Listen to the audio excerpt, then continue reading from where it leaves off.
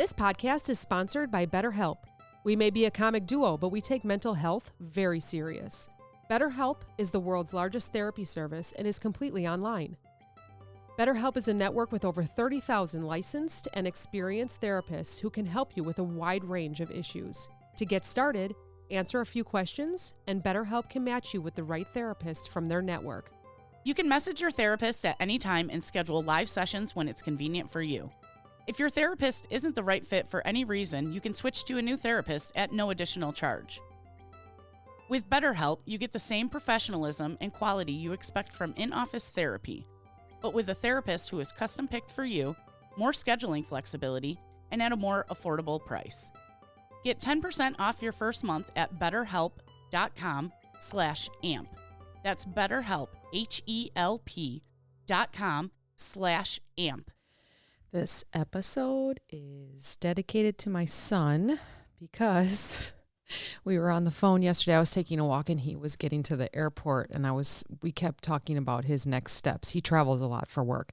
He lives in Florida, way too many miles away for my liking as a mom, but we talk every day, FaceTime, text, call. Just, check-ins. Sometimes they're longer than others. Sometimes they're an hour or two. Sometimes they're 5 minutes just to say, hey, it's amazing. He's a young adult and I'm loving it. I also have a daughter too, but she still is here by me. So I get to see her almost every day. Anyways, this one's dedicated to my son because yesterday we were talking about his travel. He went from Miami to Orlando to Salt Lake City to maybe Shanghai, he's got all this travel that he's doing. And so I just ask the mom questions and say, okay, do you have a ride to the airport? Do you have a ride from the airport next weekend? And he always says, oh, I'll figure it out. I'll figure it out. And so I told him, I said, why don't we proactively get this stuff? Why don't you get a ride for next weekend? Why don't you start working on that now? And he goes, oh no, Mom, I'll call someone on Friday. They'll pick me up on Sunday. And that kind of stuff drives me crazy because I am a proactive planner, probably because my brain just doesn't work the greatest. So I have to do that so that I can put it in my calendar and remember things, where he is just very reactive, oh yeah, tomorrow I got to go to the airport. I better get a hold of someone. Oh my gosh, that would drive me crazy. And I think it's just the anxiety that I have. Not to say he doesn't get nervous about things, but somehow he always figures it out. And to each their own. Proactive, reactive, either way, you're planning it. It might just be, a little more in the future, or you're a quick planner. So I wanted to talk about that because we were just laughing about it, how the difference between us. So the difference between active planning and reactive planning, and we'll focus more on maybe a work atmosphere. And then we're also going to talk about training your mind to maybe being proactive. Although reactive is not a negative thing. So let's just start with that. Being a proactive or reactive person, it's not negative. It's just how you run your life, right? Or run your work life or balance it. Whatever you need to do to keep going. So active planning and reactive planning, they both play important roles in success. And we're going to talk about workplace success. But the key difference lies in your approach and timing.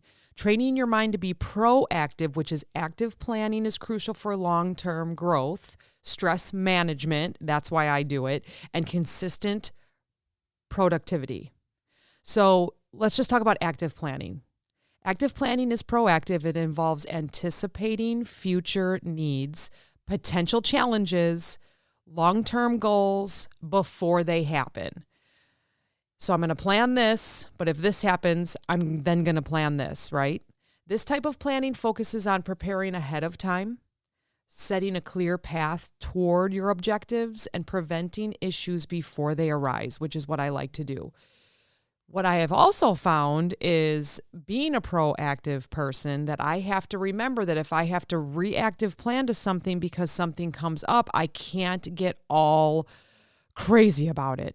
That does happen to proactive planners. You have a week set up. This is what I'm going to do Monday, Tuesday, Wednesday, Thursday. This is what I'm going to do. And then all of a sudden Wednesday you get something thrown in there, right? Something gets thrown in the mix, and then you can't you melt. You basically melt because you can't reactive plan because you've already proactively planned your whole week. So if you do have to reactive plan, stay calm. Think of what you need to do. Go through all the facts, right? Go through all the scenarios and adjust from there. So that's a big thing. So let's talk about the key traits for active planning, being a proactive planner.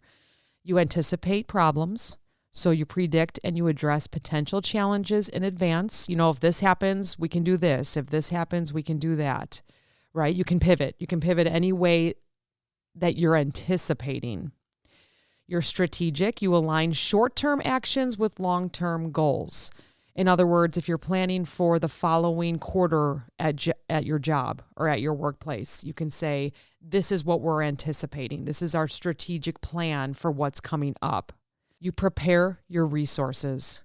You ensure that all your necessary resources, who you're going to call, who you're going to talk to, what kind of written communication are you sending off? You put that all in place before the task begins. So for an example, like maybe your company schedules a quarterly training for the employees based on predicted technology changes or different execution changes. You ensure that everyone's prepared before the new tools or the new system is applied, right? The benefits of active planning is it reduces stress by minimizing surprises. Again, sometimes you have to be reactive if there's a surprise. Don't let that throw you off. Other benefits are it leads to more efficient use of your resources because then they can plan, they can be proactive, and then they can also be reactive if something comes up, right? It also allows for controlled, deliberate decisions. This is why we're doing this. So now let's talk about reactive planning. So the definition of reactive planning is responsive. It occurs in response to an event or problem after they start happening or after they happen. Rather than preparing in advance, reactive planning deals with solving issues in real time. Now, sometimes you don't know that something's going to happen, right? That's life. We don't know what's going to happen. We could have plans for miles, and then something comes up and we have to reactive plan. Again, this isn't a negative thing. This is rolling with the punches. So the key traits to reactive planning is responding to issues. It takes action only after a problem or need arises. Like, what do we have to do immediately? It's a short-term focus. It focuses on resolving immediate challenges. There is no long-term, there is no short-term. It is literally immediately. What do we need to do yesterday for this problem, right? Crisis management, it often involves improvising or troubleshooting under pressure. It happens. This is not a negative thing. This is just rolling with it. An example would be a project manager must quickly reshuffle the resources and timelines. Sometimes people have to call in sick. Sometimes people have different plans. Sometimes they accidentally double book themselves and they say, oh my gosh, I am so sorry. I had the wrong date. It happens. So if you're the manager of this project, you have to quickly reshuffle your resources and timelines after a critical employee leaves mid-project, right? Or something happens, or maybe you have something that you ordered that you need, a tool or something, and it doesn't show up. Okay, now what do we do? So the benefits of reactive planning is it allows for a quick, flexible response to these unforeseen challenges. It's definitely useful when dealing with emergencies. Some people say, I am so good in the event of emergency, you're going to want me around. That's perfect. I need you to be my reactive person, right? Someone that can think right on the spot. It also helps navigate unpredictable environments. I think on our last episode, maybe I mentioned about, you can't predict rain at a wedding. You are proactively planning for a wedding and then it rains and you forgot to get the tent. Okay, well, reactive planning is, we're going to have to find something indoors, or guess what? You're still going to get married. So rain or not, rain or shine.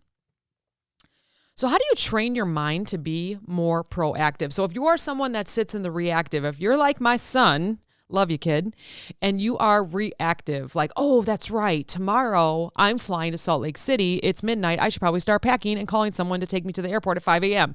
Kid, stop it. You're driving your mom crazy. Training your mind to be proactive means active planning, transitioning from a reactive to an active planning mindset. It requires mental training and strategic shifts. It really does. Because if you are that person that loves to be like, day by day by day, but then you're starting to realize, I really don't know if I need all this extra pressure, this extra stress. You can handle, other stress if something happens. You are that reactive person, but if you are choosing to be a little more proactive mindset, here's a couple things. Practice anticipation. Regularly assess your work and say, what might go wrong? Or what future opportunities can I take advantage of? And just type it out. Type it out. Say, this happens every year. Let's just say retail, right? You plan for holidays every year. Something goes wrong. It happens. You have to reactively plan. But can you proactively plan for next year? 100% you can. What can you take advantage of now? You can start the communications. You can make a note. You can put something in your calendar. 3, 4, 6, 8 weeks in advance, you can say, make sure you reach out to this person and this person so that you have the right marketing tools or whatever it is that you can do proactively for your job. There's a client that you only meet once a year, but it's a big client.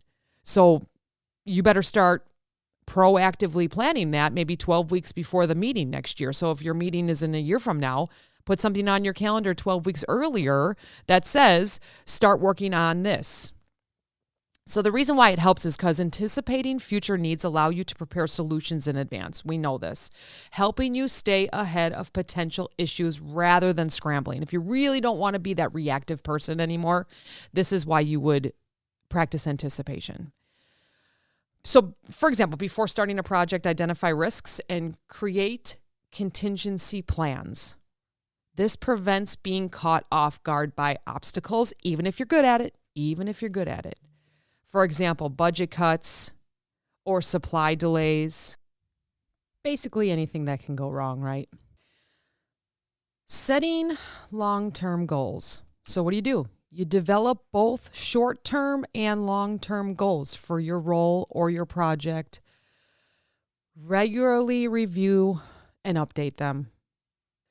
If you aim to improve leadership skills for yourself, right? We always want to improve. Many of us want to level up. Some of us are good where we're at, which is great. That's amazing. I always am someone that wants to level up, so I think that's where the proactive comes in. Like, what's next for me? It's kind of a sickness, actually. It's probably why I have so much anxiety and why I have this podcast. But no, for real, if you aim to improve leadership skills or any kind of skills that you need, set specific milestones, such as attending leadership training courses every 6 months, or just being the person that asks the right questions in a meeting, or maybe thinking, like it mentioned, thinking a broader vision. Like, what could we be doing better? And get aligned with your boss.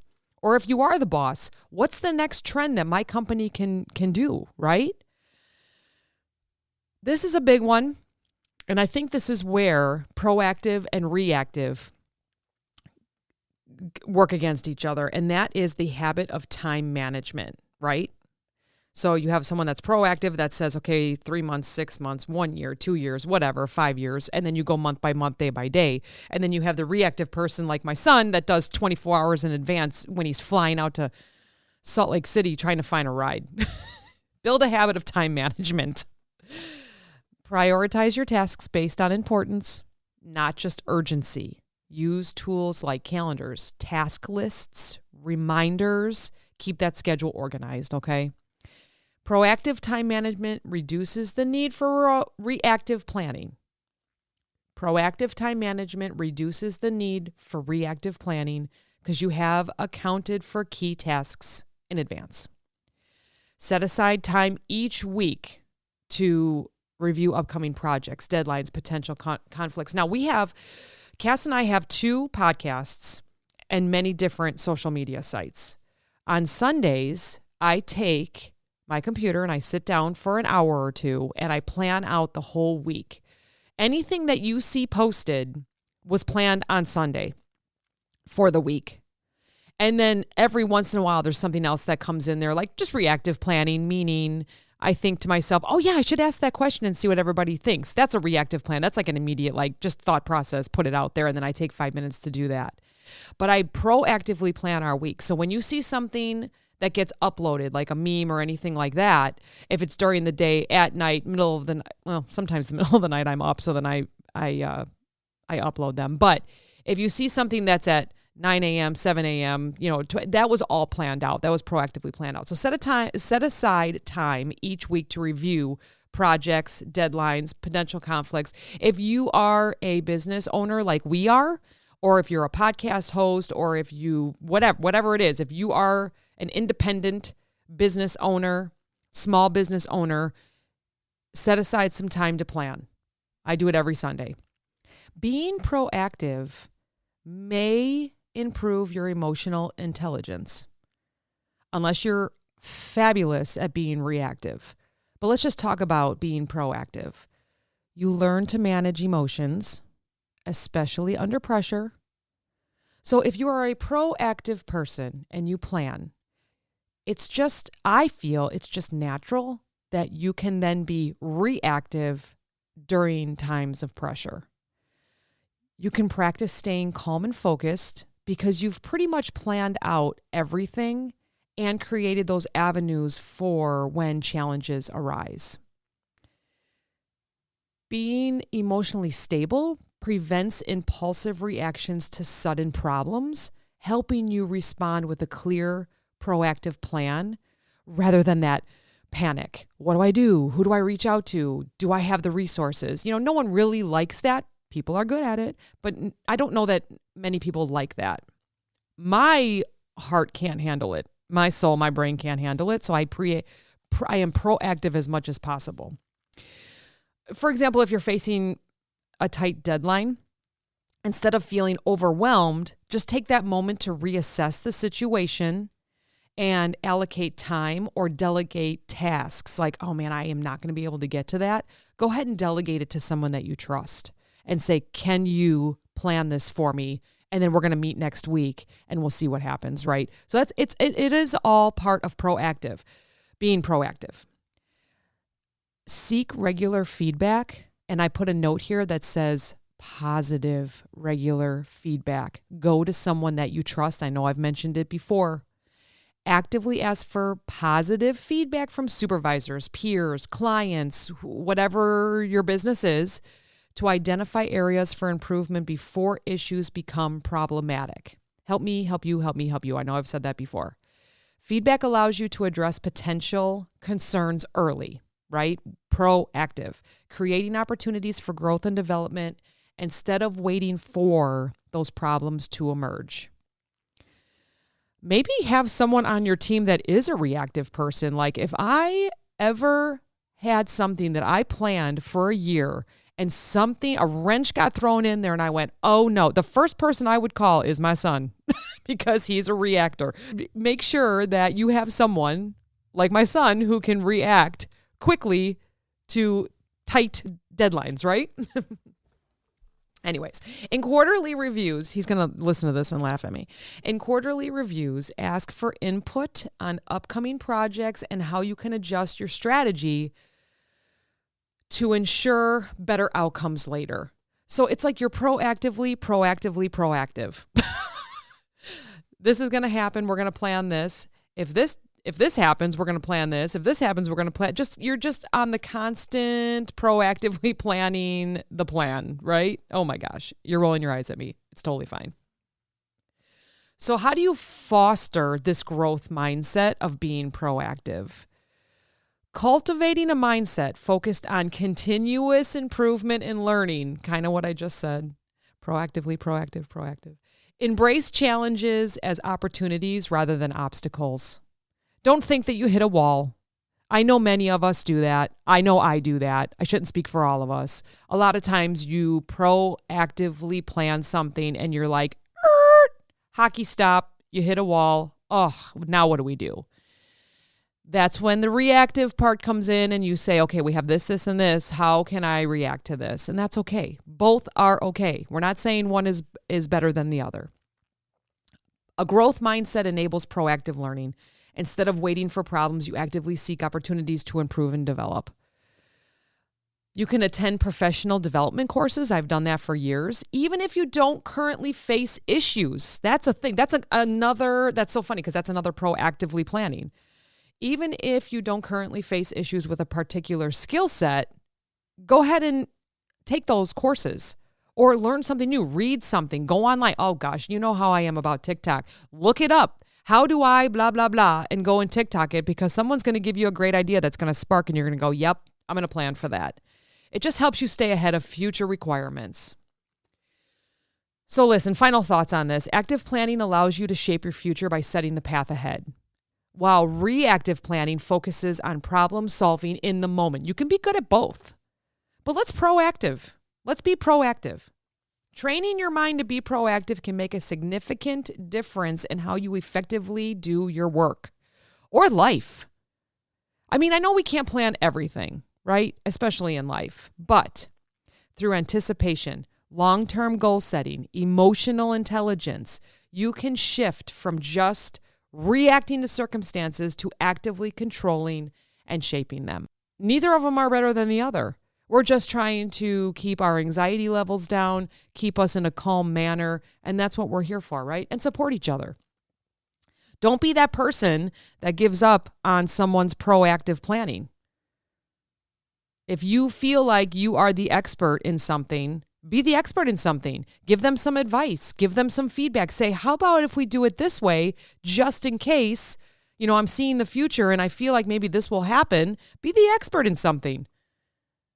Let that person know. Don't be afraid to give advice either to that person that's proactive, and also give advice to the person that's reactive. My son, will you please plan more? This mom heart, my proactive mom heart. Oh, gosh. All right. Take care of each other. Take care of yourselves. Talk to you next time.